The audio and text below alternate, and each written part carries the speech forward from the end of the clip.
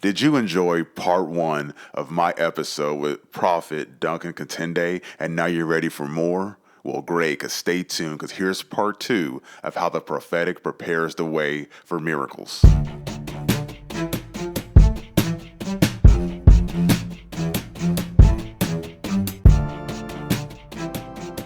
Welcome to the Miracle Mindset. I am your host, Pastor DJ Bagwell, and I am so excited to be back with you for a brand new episode. Now, look, if you enjoyed part one of how the prophetic prepares the way for miracles, guess what? This is part two. It was so good that we had to bring back Prophet Duncan for part two. So get ready because it's going to be good. I have again with me today, Prophet Duncan. How are you doing today? Good, sir. It was great last time. Yes, it was. And so I'm sure people are going to be sharing this episode with other people. I know it's going to bless people. So last time we got a little bit into your background, so I won't make you share your background again. If you don't Right. know Prophet Duncan's background, go listen to part one and then come back and listen to this episode. But he shared more about his beginnings, his call to sonship. He shared about how God started working with him in his prophetic function, a prophet to the nations as a seer, and just sharing more about how churches can see more of the gift of prophecy and miracles through prophecy in their churches. So if you want to hear more about that, go back to part one of that episode. And this is part two. So, Prophet Duncan, now we learned last time more about this setup, but tell me in your experience, you shared about a success story with you praying for your mother and her seeing a miracle, a healing right there on the spot because you saw in the spirit what was wrong. Tell Right. me, for those people that are prophetic and listening now and they're trying to develop in this gift, what are some maybe common challenges that you maybe learned from early on in your days as a prophet, and maybe some things that they can learn from you in some ways that they can overcome those challenges? Yeah, one of the things is when okay, for example, you see and you expect everyone else to see. And so there's a tendency sometimes to, run real hard, hey, do you guys see this? And so I think the disappointment with me, it's not even a disappointment. I guess the revelation that I got over time was maybe this is something that God has, the function God has given me to help people. Because I thought everybody was seeing or everybody was hearing the voice of God. Does that make sense? I mean, as a teenager, remember I told you that I had a relationship with God. At that time, God was not giving me ministry. He would come and talk to me. So just to give you like a small example, like, when I was younger, I used to do very well in math. So I used to sleep in my classes. I would sleep, when you're young, you're stubborn, you're silly. So I used to sleep in my math class. That class, I would sleep. Every other class, I would kind of pay attention. Math class, I just knew I would pass. But I didn't realize when we got to calculus that if I sleep in calculus, it's not going to be good. So that first semester with calculus, I was sleeping in my classes. So the first test that came back, oh my God, you talk about the first F. That was not even an F, it was a minus F, right? And I remember when the teacher gave us that test, you know, I just went, I was in a boarding school, so I went back to the dorms and I went to sleep. I mean, that test just took the wind out of me. I was like, wow. But I went to sleep. But when I slept, Jesus himself came to me and he said, Wow. son, okay, now let's go back and let's go over this test again. And I'm telling you, we went over the test question by question, and he showed me how to do the answers. But it was more of an encouragement because guess what? That meant that every class now that the Lord has shown me this is important, every class I had to pay attention. And ultimately, when it came to the final exams, I did very well. But I'm just saying that to me, that was normal. But to the guy sitting next to me in the high school, I would talk about those things and no one would take me seriously. And I just thought they were not, I don't know, maybe they were not believing enough, but I got to realize that, wait a minute, there's something different here. I'm not saying I'm above or different from other people. I'm just saying I'm having encounters. My friends are not. So how can I help them? Does that make sense? That I makes realize that perfect sense because I I realize actually live with the seer is a funny part, right? And exactly. so I remember we were at home the other day and we had a guest over and she was like, hey, look, there's a golden pillar outside by our pool. Do you guys see that? And I'm thinking it's something in the sky, like a reflection from the moon. And I'm thinking, okay, let me go out here. There's a golden pillar.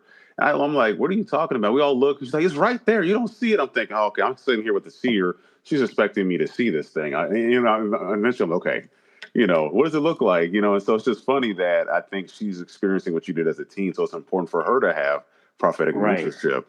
Yeah. So I mean, so I learned to just, be a bit more, how can I say, reserved with some of the things I was seeing, and for those who are open, I would teach them, so that's how the teaching started to come about. I realized that, hey, I need to teach people, maybe how to see, or maybe how to, get revelation, or maybe, pray for them, just help them.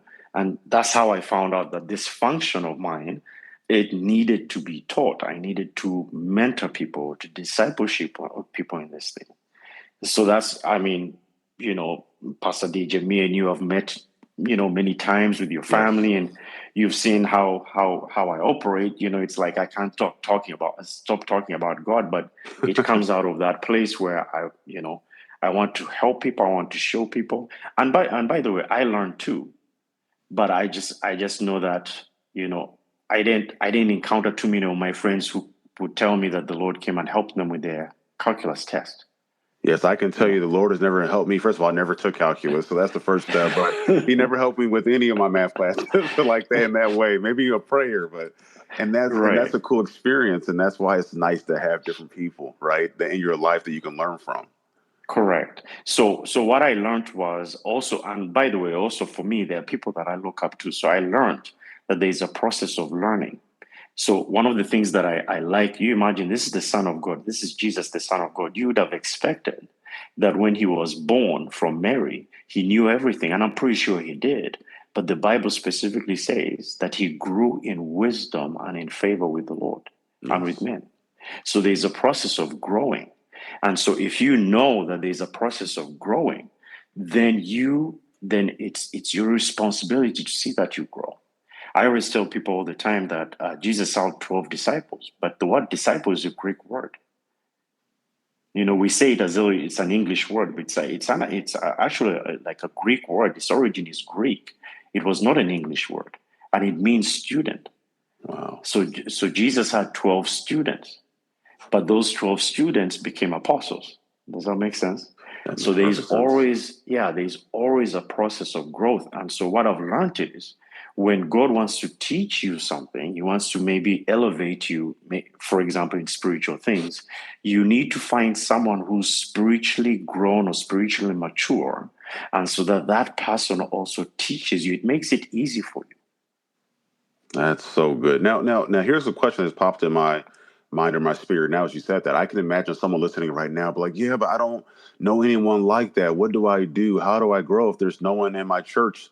In fact, maybe that's Right. why they're listening to this podcast. Because they want to see more sign wonders and miracles. They want to experience and demonstrate the power of God more, but they don't have anyone. So they're Correct. getting podcasts. They're on YouTube. What else can they do, Prophet Duncan, to grow in this area? Right. Well, here's the thing. God is usually very generous when you pray to him. But most of the time he's going to send you a human being for a solution. One of my favorite scriptures, I hear, I mean, go to any church and say this scripture and people will finish it. It's Luke chapter 6, verse 38. It says, "Give and it shall be given unto you, good measure, pressed down and shaken together," right? Yes. But most people don't finish. It says, "And running over shall men give into your bosom." Mm, Shall men. So men are the ones who are going to answer that prayer. So most times when you say, "God, teach me, I want to grow, I want to learn, I want to grow," then God will send you someone. Now the question is, are you discerning to see that the person that God has brought you to my life is for the purpose of me, going higher? Does that make sense? So that's where humility comes in. And unfortunately, most people can't discern that. I know I spoke to a woman one time, and she was like, she was praying for God, God, I want to grow, I want to grow, I want to grow. And one day she ends up in this couple's home, and the couple were prophets that would minister to churches all over the country. And I asked her, so what happened? She's like, man, I got over there and I just wanted to get out of there. You know what I'm saying?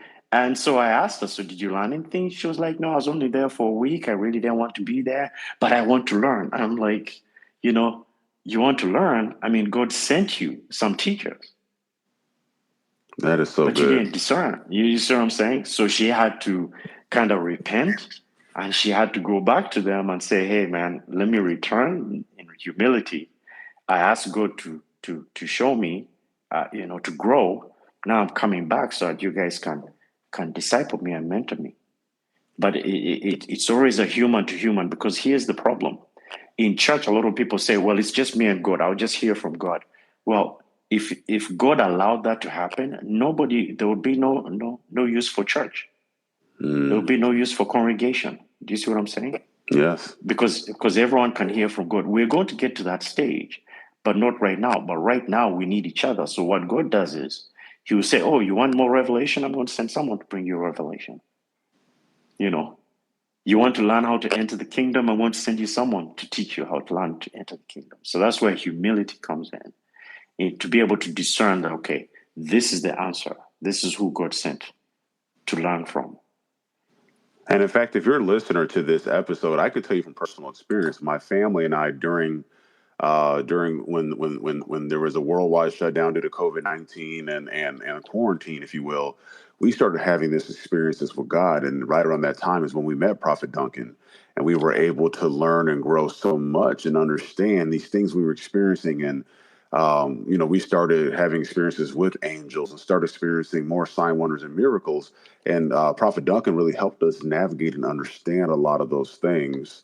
And so a lot of things you're seeing in our ministry today was a time of where we were able to really learn and grow. So I will encourage you to follow what the prophet was saying, was to really pray and ask God, God, send me someone or teach me, and then have to what Prophet Duncan said, have the discernment to see when that person is there to help you, and have the humility to grow and learn. And the fact that's why I have Prophet Duncan on this show today is because I'm like, hey, if I learn from him, I want you guys to learn as well from these lessons. Yeah, because DJ, I can tell you this. Now, I'm just going to share something with you, okay? Now, we always narrow things down for God. So, for example, like if you say prophet, everyone is expecting you to just prophesy. That's what everyone is expecting you to do. And yet, for me, I can tell you this: my function is usually outside, sometimes greater than that. So I might not prophesy to you, but God will make me see something that affects the region. Does that make sense? And to speak to it. In the book of Acts, chapter 11, it talks about, for example, verse 27, because people say, okay, prophets are Old Testament. We're New Testament. It says, verse 27, it says, and in those days prophets came from Jerusalem to Antioch. But look at this, verse 28, it says, then one of them named Agabus stood up and showed by the Spirit that there was going to be a great famine throughout all the world. You imagine this guy is able to see a famine that is going to affect the entire world. And it says, which happened in the days of Claudius Caesar. Then the disciples, each according to their ability, determined to send relief to the brethren dwelling in Judea. So imagine, the apostles are there, but this prophet called Agabus comes and tells them, hey, there's going to be a worldwide famine. And it came to pass. Do you see what I'm saying? So let me give you an example for me. One night in March, I was praying, and the Lord comes and speaks to me. It was February. He speaks to me and says, "Hey, I need you to pray because of this." And I can see the ocean, and I see this weed on top of the ocean, this huge weed. And he says, "I need you to pray because I want my children to be able to swim in Tampa Bay for the summer." You imagine that? That's how God cares about people. Wow. So I say, okay, Father, I pray for this seaweed that it will not reach Tampa Bay. Sure enough, in the month of March, I started to show this. I have a Bible class at church, so I showed people this. I started to tell them, hey, this is what God said. And look, the articles are coming out, and the articles surely came out. There was this seaweed that was 5,000 miles long, and it was coming towards Florida. It was coming towards Florida. By June, the scientists were reporting that this was the biggest reduction of seaweed that they had seen in a decade. Wow. And guess what? Did it show up? It never showed up. Now, you see, did I prophesy that in a church? No. Did I prophesy to anybody? No. But God came to me and said, hey, I need you to take care of the seaweed. So the prophetic is not just about prophecy. It can also deal with regional issues, national issues, worldwide issues. Does that make sense? Yeah. So what I'm writing down now is that if you are a prophet, not only being open for maybe a word or prophetic word that's in a church, but be ready Right. to hear the voice of God for an assignment as Correct. well. Correct. Which can be a regional assignment, a national assignment. And actually, I get a lot of those quite a bit. And those are things I don't even share with anybody. That's just with me, between me and the Lord. And I show my family. I show them. I'm like, hey, by the way, God told me about this. Look. And within 2-3 days, it happens. And they all look at me like, okay. Do you see what I mean? Yes. So the prophetic is not that narrow. So that's why you see, when you hang around a prophet, you can learn a lot more than just prophesying. You can learn about engaging with God to also look at wider issues. But his church is his main focus. He loves the church, That but he is also so loves good. the nations. That is so good. And that is the literal definition of the prophetic preparing the way for miracles, right? Because that seaweed or maybe even red tide, if that's what it was, being pushed Right. back, that is a Yeah. miracle, right? When you talk Yeah. It about is last episode, your mother being healed, right. we have other testimonies I know personally where people that were trusting God for babies and that God gave you a word and all of a sudden the Yeah. baby, and so Yeah. You know that wonderful couple. Me and you know them. yes, And actually, you had just finished ministering at that service on Sunday, and the Lord spoke to me and told me, go speak to them. And when I spoke to them, they were not happy. They were sad. They had had a few miscarriages, and this time they were not really trusting anything. And I just looked at her and I said, "Hey, you're going to have a child." And she's like, "I don't know about that. We're not trying right now. We just went through a lot." I said, "No, the next one you're going to carry through." And you just shared with me. Me and you now see the beautiful baby they have. yes, And this was just what, a year ago? It wasn't yes, that long ago. yes. So the miracles happen, but I can tell you this: it comes out of engaging with God, and He speaks to you, and His word produces miracles. That is so good. So, right. So when He speaks, then you speak it. You're just confirming what He has already spoken that He's going to do. So that's the miracle is Him. When He speaks, miracles happen. But you, as a prophet, you confirm His word, you bring it out, and it happens as He said it. Mm. So remember the last episode we talked about seeing? I think with me, it works better that way. If I can see it from God, if I can see it and I speak it, it comes to pass. That is so good. Now we're almost out of time here, but really quickly, Prophet Duncan, if you can Yeah. maybe if you have any final remarks or words for our audience, people that are trying to grow deeper in the prophetic, people maybe who are saying, "Hey, I just want to prophesy more. Maybe I'm not a prophet, but like any final words or advice or any tips you have for our audience." Yes. If you want to prophesy more, hang around a prophet. Well, there you have it. That's it right there. That's the final words That's right it.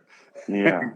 So that means that we have to be open to the prophetic in our churches. We have to be open to people that are not like us. We have to be open to relationships, right? And so I love that. That is great advice because the kingdom of God is all about relationship.